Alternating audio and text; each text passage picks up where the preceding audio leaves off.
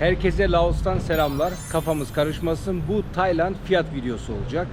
Peki Laos'tasın. Neden? Beni ilk defa izleyenler için söylüyorum. Laos'tasın, Tayland videosu yapıyorsun. Neden? Ben bir hafta önce Tayland'da kaldım ve daha önce 4 defa 5 defa gittim. Hem fiyatları daha eskiden de biliyordum. Şimdi de bildiğim için sizlere güncel olarak her şeyin fiyatını açık açık bu videoda söylemek istiyorum. Ben bir ay kaldım ama Pattaya'da bir hafta kaldım yaklaşık ve diğer 3 haftada Bangkok'taydım. Yani bu fiyatlar sadece Bangkok ve Pattaya için geçerli. Diğer bölgelere gitmediğim için fiyatları bilmiyorum, daha farklı olabilir. O yüzden bu fiyatlar sadece Bangkok ve Pattaya için geçerli. O zaman hadi videoya başlıyoruz.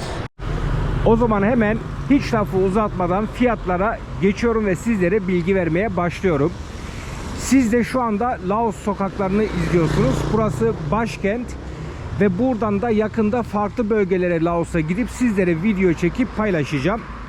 Hemen videoya başlamadan önce kısaca teşekkür etmek istiyorum. Bir önceki videoda sizlerden destek istemiştim. Biraz da moralim ve motivasyonum düşmüştü. İzlenmeler biraz azdı ve beğeniler az geliyordu. Hani bunlarla ilgili biraz düşüncelerimi söyledim ve çok güzel mesajlar geldi. Hepinize ayrı ayrı teşekkür ederim.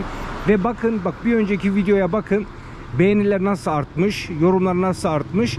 Neden? İşte insanlar unutuyor. O yüzden unuttuğunuz için de bunu ara sıra böyle hatırlatıyoruz. Hani beğeni, yorum, paylaşım yapın, destek verin diye. Çünkü biz bunları sizlere yapıyoruz. Siz destek verirseniz, bize moral verirseniz emin olun ben bugün var ya onun motivasyonuyla kamerayı elime aldım ve sizlere yine bu videoyu çekiyorum. Samimi, dürüst bir şekilde fiyatları hiçbir yerde bulamazsınız. Ben size söylüyorum. Bura için de söyleyeceğim. Laos için de gelecek. Hani gezi, seyahat, gece hayatı her şeyi göstereceğim ve fiyat videosu da en son buradan da gelecek. Ama burası sizi şok edecek. Yani burası beni de şok etti. Herkesi şok edebilir. İnanılmaz rakamlar var.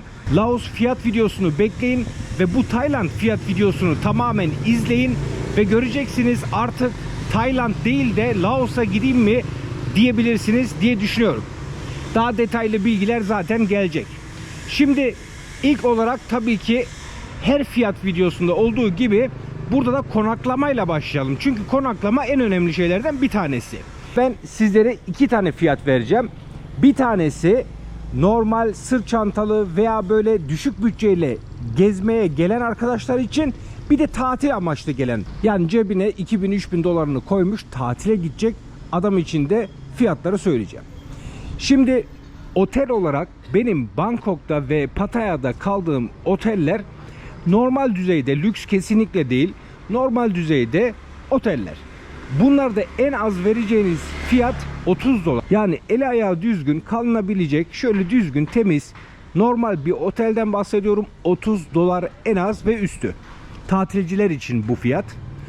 30 dolar ve üstü otele vereceksin. Diyelim ki sen tatile Tayland'a 2 haftalığına mı giriyorsun? Sen 14 çarpı 30 hemen ekle. Yani 30 dolar günlük otel masrafın kafadan gidiyor. Düşük bütçeli gelen arkadaş içinse hostel seçenekleri var veya guest house'lar var. Bunlar 10 dolar, 15 dolar, 8 dolara var. Tabi 8 dolarlık, 7 dolarlık yerler var, yok değil. Ama ister istemez tabii ki temizlik yönünden ve yani kalite yönünden biraz düşük olabilir. Ama yaklaşık 10 dolara Tayland'da hostelde, güzel hostellerde kalabilirsiniz. Ben daha önceki gezilerimde hostellerde de kaldım. Tayland'da da kaldım. 10 dolara gayet güzel hostellerde kalmıştım. Şimdi hostel ve otel fiyatlarını söyledik. Şimdi hemen tabii ki Tayland'a geliyorsanız bar ve diskolar, bunlar çok önemli. Bu fiyatlar çünkü her şeyi belirliyor aslında. Bütün tatilinizi belirliyor. Şimdi Tayland'a geldiğiniz zaman eğlenecek tabii ki diskolar, barlar, bunların hepsinde 3 aşağı 5 yukarı içki fiyatları aynıdır. Yani burada fazla ben diskoya gittim ama Serkan işte videoda bar demişti, orada fiyatlar farklı mıdır? Değil. Ben size söylüyorum. Bangkok'ta sizin barda gidip eğlenmeniz yaklaşık bir bira 150 bahtla 180 baht. Yani biliyorsunuz artık TL ile baht hemen hemen aynı ve baht TL'ye karşı biraz daha değer kazandı. Yani şöyle 150 baht olsa yaklaşık 130 TL, 140 TL bir bardak bira. siz içerseniz. Eğer masanıza kadın gelip o da içiyorsa, o da aynı şekilde ödeyeceğiniz, ona da ödeyeceğiniz rakam 150 bahtla 180 baht arası. Ama bu Pattaya için geçerli değil. Pattaya'da daha uygun. Yani oteller Bangkok'la aynı, her bütçeye göre var. Ama Pattaya'da gittiğinizde 100, 120, 130 böyle kampanyalar çok var.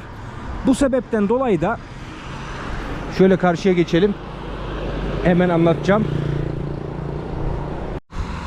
Evet, Pattaya'da ödeyeceğiniz fiyat 120-130 baht. Şimdi bu çok fazla bir fark yokmuş gibi durabilir ama öyle değil. Yani 4 tane sen içtiğini düşün, 4 tane de kadın içtiğini veya 5-5 içtiğinizi düşün. İyi bir para çıkıyor. Yani Pattaya bu konuda daha uygun, net bir şekilde. Gelelim ikinci en çok sevilen şeylerden bir tanesi de tabii ki Tayland'da masaj. Şimdi Tayland'da masajlar şöyle 200 baht, 300 baht, 150 baht, yani bu her yerde, Pattaya'da da olsa, Bangkok'ta da olsa her bütçeye göre fiyatlar var. Yani bence bu konuda şöyle yapabilirsiniz. Gittiğinizde Tayland'da Bangkok'ta mı kalıyorsunuz veya Pattaya'da mı kalıyorsunuz? Ona göre fiyat araştırması yapabilirsiniz. Ama şu da var. Mesela bir yere gidiyorsun Tayland'da, işte 8 dolar masaj. Başka yerde 20 dolar.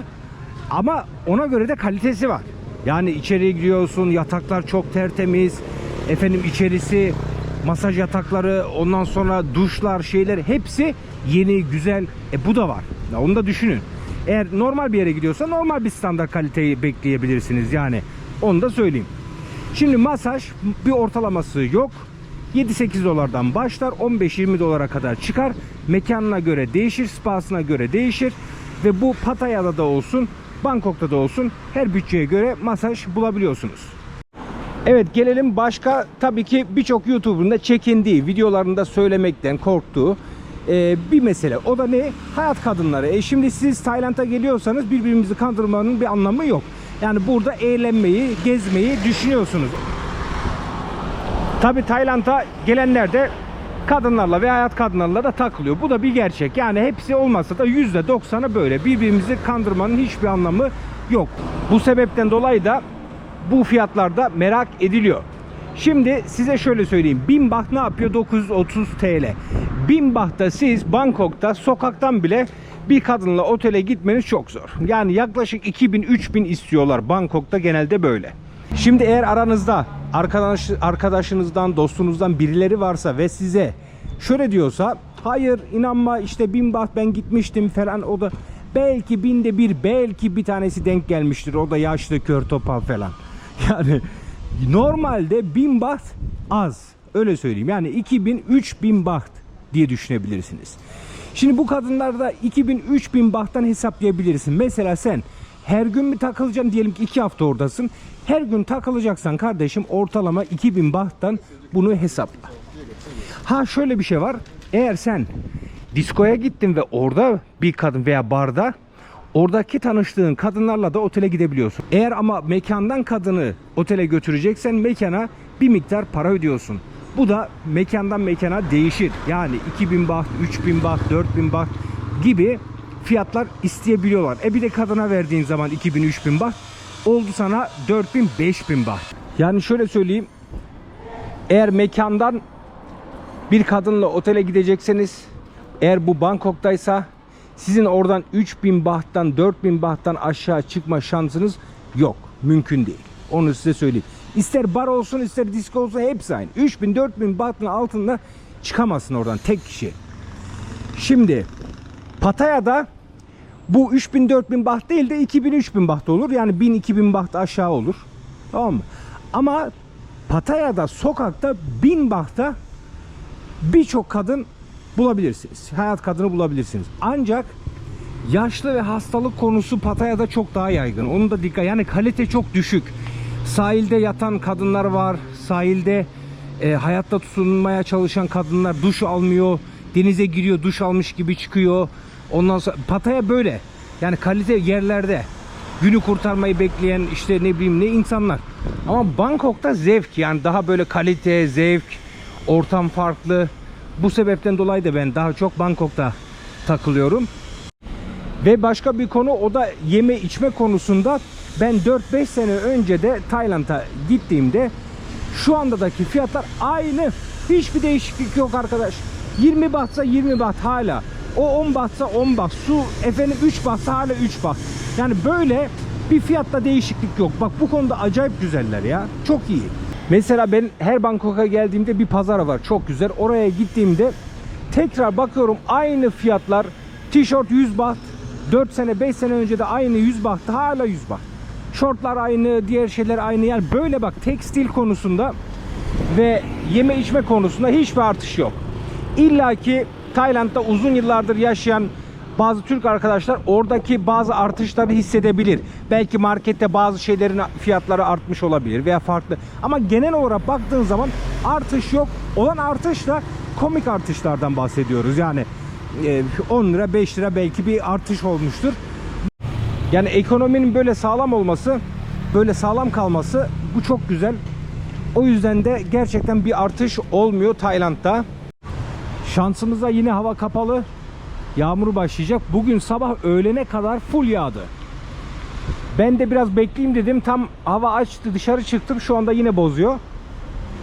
Ama sorun değil. Zaten kamera suya dayanıklı. Yani yağmur yağsa da bir sorun değil. Ben zaten problem yapmıyorum yağmur yağmasını. Yani devam edebiliriz. Gelelim taksi uygulaması. Bu Tayland'da çok önemli. Eğer sürekli tuk tuk veya yoldan çevirdiğiniz... Eyvah, yağmur biraz hızlanıyor. Ben hemen bir yere gitmem lazım. Eğer yoldan çevirdiğiniz bir taksiyle veya tuk tukla sürekli bir yerlere gidiyorsanız şunu söyleyebilirim ki gerçekten 2 kat 3 kat ödüyorsunuz. Şimdi bu bir kereye mahsus tabii bir önemi yok ama diyelim ki 2 hafta boyunca hep oraya buraya gittiniz, dikkat etmediniz buna. Orada bir bakmışsınız 100-200 dolar ekstra gitmiş.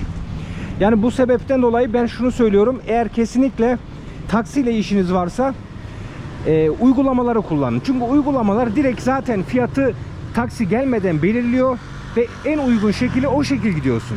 Veya motor kiralama. Ama motor kiralamada şunu bilmemiz gerekiyor. Tayland gibi, Endonezya gibi, Filipinler gibi bizim ehliyetlerimiz burada geçerli değil.